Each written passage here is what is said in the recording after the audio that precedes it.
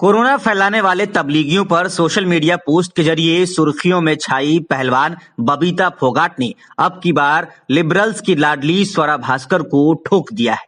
दरअसल पहलवानी से राजनीति में आई बबीता फोगाट ने शुक्रवार को एक वीडियो जारी कर यह दावा किया कि तबलीगी जमात के सदस्यों के खिलाफ हाल ही में किए गए उनके ट्वीट की वजह से उन्हें धमकियां मिल रही थी, लेकिन बिना डरे वो अपनी बात पर कायम है।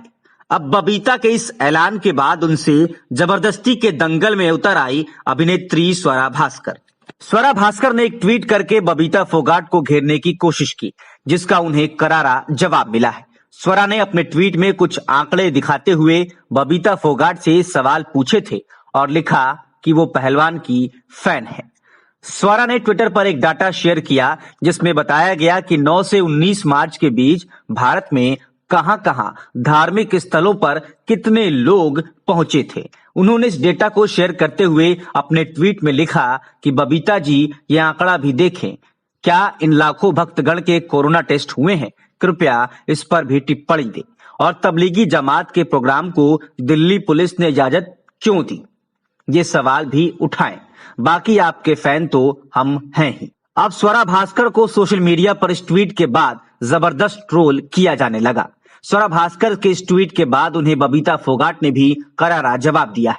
बबीता ने स्वरा को रिट्वीट करते हुए लिखा कि मेरी फैन मेरी बहन स्वरा भास्कर, 135 करोड़ के हमारे राष्ट्र में महामारी से बचाव के रेस्क्यू प्रयास और टेस्ट सरकार की तरफ से जारी है। दिल्ली से तो लाखों मजदूर भी बिहार और यूपी के लिए निकले, पर कोरोना संक्रमण को फैलाने में सबसे आगे जाहिल जमाती ही क्यों? मतलब साफ है कि साहस दिखाते हुए तबलीगी मरकज के जाहिल जमातियों को आड़े हाथ लेने वाली बबीता फोगाट अपने स्टैंड पर कायम है और स्वरा जैसों को करारा जवाब देना भी उन्हें बखूबी आता है। गांधी वाड्रा परिवार पीएम मोदी और सीएम योगी से सख्त नाराज हैं। राहुल और सोनिया पीएम मोदी पर तीरंदाजी कर रहे हैं, तो प्रियंका वाड्रा सीएम योगी पर। पूरा परिवार अपने सियासी सुझाव हर दूसरे दिन टपका रहा है। नीतीश कुमार अपनी काहिली नहीं छिपा पाए तो योगी आदित्यनाथ से उलझ पड़े। अखिलेश यादव की अप्रासंगिक बातें जारी हैं, लेकिन इन सब के बीच मायावती भी हैं, जिनसे इन नेताओं को सबक लेने की जरूरत है। कोरोना संकट के दौर में बीएसपी सुप्रीमो ने अब तक जिस तरह से यूपी सरकार का समर्थन किया, वो ये साबित करने के लिए काफी है कि संकट के दौर में सियासत करना जरूरी नहीं। कोरोना वायरस के बढ़ते संक्रमण में बहुजन समाज पार्टी की मुखिया मायावती ने एक बार फिर सीएम योगी के उठाए गए कदम को जोरदार ढंग से सराहा। समाजवादी पार्टी के अध्यक्ष अखिलेश यादव ने जहां योगी आदित्यनाथ के कदम पर तंज कसा था, लेकिन मायावती ने सराहना की है। लॉकडाउन में राजस्थान के कोटा में कोचिंग करने गए प्रदेश के 7,000 से अधिक छात्र छात्राओं को उत्तर प्रदेश वापस लाने के सीएम योगी आदित्यनाथ के कदम की मायावती ने जमकर सराहना की है। सीएम योगी आदित्यनाथ ने उत्तर प्रदेश से 200 से अधिक बस राजस्थान के कोटा भेजी हैं। आगरा, जालौन और झांसी से इन बसों को कोटा भेजा गया, जिनमें मास्क के साथ सैनिटाइजर्स भी उपलब्ध हैं। इसके साथ ही चालक और कंडक्टर्स को साफ निर्देश हैं कि फिजिकल डिस्टेंसिंग का पूरा ख्याल रखते हुए बच्चों को बस में बिठाया जाए। इन बसों में प्रदेश के सभी 75 जिलों के छात्र छात्राओं को लाया जा रहा है। कोरोना संकट के दौर में चीन की महाशक्ति बनने की महत्वाकांक्षा पर पीएम मोदी ने बड़ा ब्रेक लगा दिया है। असल में जिस वक्त पूरी दुनिया कोरोना संकट में फंसी है, उसी वक्त चीन दुनिया भर में कंपनीज को औने पौने दाम पर खरीदने का खेल करने लगा। अमेरिका, फ्रांस, ब्रिटेन जैसे देशों ने चीन की इस चाल को नाकाम करने के लिए बड़ा कदम उठाया। अब भारत भी इस दिशा में मजबूती से आगे बढ़ गया है। भारतीय कंपनी पर चीन की बुरी नजर पड़ते ही मोदी सरकार ने विदेशी निवेश के नियमों को कड़ा कर दिया। कोरोना संकट की वजह से कई बड़ी और छोटी कंपनीज की मार्केट वैल्यू काफी कम हो गई, तो ऐसे में उसका अधिग्रहण करना आसान हो गया। सरकार ने इसी वजह से नियमों को सख्त बना दिया है। नए संशोधन के अनुसार पड़ोसी देशों से भारतीय कंपनीज में एफडीआई निवेश के लिए अब सरकारी अनुमति की आवश्यकता होगी। ये उन सभी देशों पर लागू होगा जो चीन के साथ भारत के साथ भूमि सीमा साझा करते हैं। आपको बता दें कि इसी तरह के एफडीआई प्रतिबंध पहले पाकिस्तान फिर बांग्लादेश पर लगाए गए थे। सरकार की तरफ से जारी नोट के मुताबिक सरकार ने मौजूदा परिस्थितियों में अवसरवादी अधिग्रहण या भारतीय कंपनियों के अधिग्रहण पर अंकुश लगाने के लिए एफडीआई पॉलिसी में बदलाव किया। अब चीन समेत सभी पड़ोसी देशों को भारत में निवेश की मंजूरी लेनी होगी। कंपनियों के मैनेजमेंट कंट्रोल पर असर पड़ने वाले विदेशी निवेश के लिए मंजूरी जरूरी है। अगर सरकार की ओर से तय कर दिया जाता है कि किसी सेक्टर में एफडीआई की सीमा कितनी होगी, तो विदेश की कोई कंपनी सीधे भारत की किसी कंपनी या किसी सेक्टर में पैसे लगा सकती है। अगर कैबिनेट किसी सेक्टर में एफडीआई की सीमा तय कर देती है और साथ में ये कहती है कि ये एफडीआई ऑटोमेटिक रूट के जरिए नहीं आएगा, तो फिर इसके लिए सरकार की मंजूरी लेनी होती है। सरकारी मंजूरी का मतलब है कि जिस सेक्टर में सरकारी रूट के जरिए विदेश से पैसे आने हैं, जिस सेक्टर से जुड़े मंत्रालय से इसकी मंजूरी लेनी होती है। जर्मनी, ऑस्ट्रेलिया, स्पेन, इटली ने भी एफडीआई पर सख्ती करने का फैसला किया है।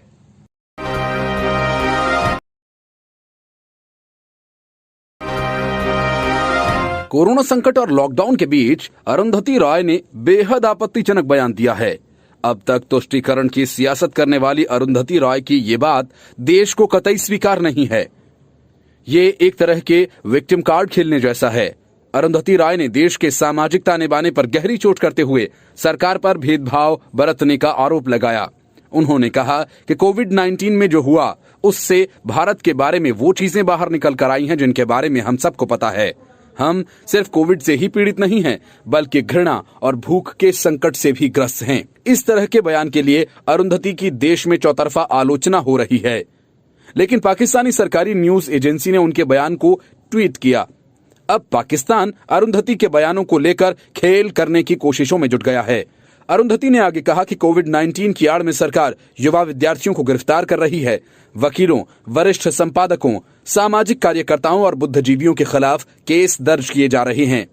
कुछ को हाल ही में जेल भेज दिया गया। वो यहीं नहीं रुकी, उन्होंने सरकार के इन कदमों की तुलना नाजी होलोकास्ट से कर डाली। उन्होंने कहा कि सरकार कोरोना संकट का जैसा राजनीतिक इस्तेमाल कर रही है, वो याद दिलाता है कि कैसे नाजियों ने होलोकास्ट की रणनीति बनाई थी। अरुंधति ने देश के और सरकार के खिलाफ जहर उगलते हुए कहा, अगर आप देखेंगे कि वो कोविड का कैसा इस्तेमाल कर रही हैं, तो पता चलेगा कि ये रणनीति कुछ ऐसी ही है जो यहूदियों की छवि बनाने में इस्तेमाल हुई थी। बहरहाल अरुंधति के इन बयानों का विरोध भी हो रहा है। कई लोगों का कहना है कि अरुंधति ये प्रोपेगेंडा इसलिए फैला रही हैं ताकि सरकार तबलीगी जमात पर कार्रवाई करने से हाथ खींच ले। तबलीगी जमात और रोहिंग्या के बीच के संबंधों का खुलासा होने के बाद केंद्र सरकार ने तेजी से कदम उठाए। गृह मंत्रालय ने राज्यों के चीफ सेक्रेटरी, डीजीपी और दिल्ली के पुलिस कमिश्नर को एक पत्र लिखा। इस पत्र में सभी राज्यों और केंद्र शासित प्रदेशों को यह निर्देश दिया गया कि वे रोहिंग्या और तबलीगी के बीच कनेक्शन की जांच करें। गृह मंत्रालय ने लिखा कि उसे यह पता लगा है कि रोहिंग्या भी तबलीगी जमात के धार्मिक सभाओं में शामिल हुए थे। गृह मंत्रालय ने आशंका जताई है कि रोहिंग्या भी कोरोना से संक्रमित हो सकते हैं, इसलिए उनकी जांच कराना जरूरी है। गृह मंत्रालय ने अपने खत में कहा कि हैदराबाद के कैंप में रहने वाले कुछ रोहिंग्या हरियाणा के मेवात में आयोजित तबलीगी कार्यक्रम में शामिल हुए थे और वे निजामुद्दीन मरकज भी गए थे। मंत्रालय ने दिल्ली पुलिस कमिश्नर को लिखे पत्र में लिखा कि ठीक ऐसे ही दिल्ली के श्याम विहार और शाहीन बाग में रहने वाले रोहिंग्या तबलीगी जमात के कार्यक्रम में शामिल हुए, जो अभी तक वापस अपने कैंप्स में नहीं आए हैं। गृह मंत्रालय ने हरियाणा, पंजाब और जम्मू कश्मीर से भी रोहिंग्या मुसलमानों के मरकज में शामिल होने की आशंका जताई है। इस बीच दिल्ली के निजामुद्दीन मरकज के मुखिया मौलाना साद के करीबी 4 लोगों पर कानूनी शिकंजा कसा गया। इसके अलावा मौलाना साद पर भी अब मुकदमा चलेगा। कोरोना संकट पर मोदी सरकार को घेरने की सोनिया गांधी की सारी कोशिशें अब तक विफल हैं। यहां तक कि राहुल गांधी ने भी अपना बेसिर पैर का रिसर्च पेपर देश के सामने रखा। लॉकडाउन पर कभी हां तो कभी ना वाली कांग्रेस की सियासत की जब मिट्टी पलीद हो गई, तब सोनिया गांधी ने एक कमेटी बनाई जो उन्हें सुझाव देगी। हालांकि कांग्रेस सामने से तो ये कहती है कि वो मोदी सरकार का समर्थन करते हैं, लेकिन ये बात कहने की है, इरादा सरकार को हर मसले पर घेरने का है। इसलिए देश के हालात पर विचार करने के लिए सोनिया गांधी ने मनमोहन सिंह की अध्यक्षता में एक कमेटी बनाई है। इस कमेटी में 11 सदस्य हैं। राहुल गांधी और पी चिदम्बरम को भी सदस्यों में शामिल किया गया है। ऑल इंडिया कांग्रेस कमेटी के जनरल सेक्रेटरी केसी वेणुगोपाल ने प्रेस को जारी किए बयान में सोनिया गांधी की ओर से बनाए गए इस सलाहकार समूह की जानकारी दी। सलाहकार समूह के चेयरमैन डॉक्टर मनमोहन सिंह और संयोजक रणदीप सिंह सुरजेवाला होंगे। इसके अलावा राहुल गांधी, केसी वेणुगोपाल, मनीष तिवारी, जयराम रमेश, प्रवीण चक्रवर्ती, गौरव वल्लभ जैसे लोग भी सलाहकार समूह में शामिल किए गए हैं। सलाहकार ग्रुप के सदस्य रोजाना वीडियो कॉन्फ्रेंसिंग के माध्यम से जुड़ेंगे और मौजूदा हालातों पर विचार करेंगे और विभिन्न मुद्दों पर पार्टी के विचार सुनेंगे। कोरोना वायरस के खिलाफ जारी जंग में कांग्रेस ने भी मोदी सरकार का समर्थन किया है। सोनिया गांधी ने अपने वीडियो संदेश में संकट के समय लोगों को अपनी पार्टी की ओर से पूरे सहयोग का आश्वासन दिया। साथ ही उन्होंने विश्वास जताया कि मजबूत हौसलों के साथ देश बहुत जल्द इस संकट पर विजय प्राप्त करेगा। उन्होंने लोगों से अपील की कि मैं आशा करती हूं कि आप सभी लॉकडाउन का पूरी तरह से पालन कर रहे होंगे।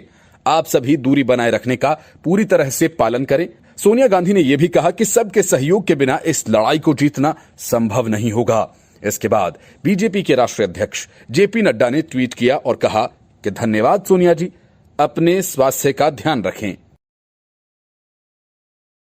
कोरोना संकट के वक्त अपना प्रचार करवाने, अपनी कुर्सी बचाने के अलावा उद्धव ने एक और काम किया और वो काम है राहुल गांधी की तारीफ करने का।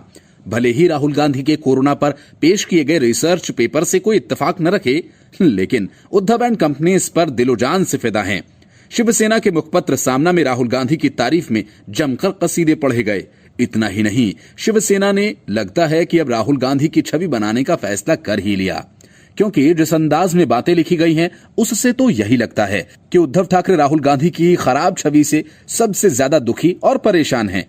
अखबार ने लिखा कि राहुल ने जब कहा कि उनके प्रधानमंत्री नरेंद्र मोदी के साथ मतांतर हो सकते हैं, लेकिन ये वक्त लड़ने का नहीं बल्कि महामारी के खिलाफ एकजुट होकर लड़ने की जरूरत का है, तब उन्होंने लोकहित में पक्ष रखा और राजनीतिक परिपक्वता दर्शाई।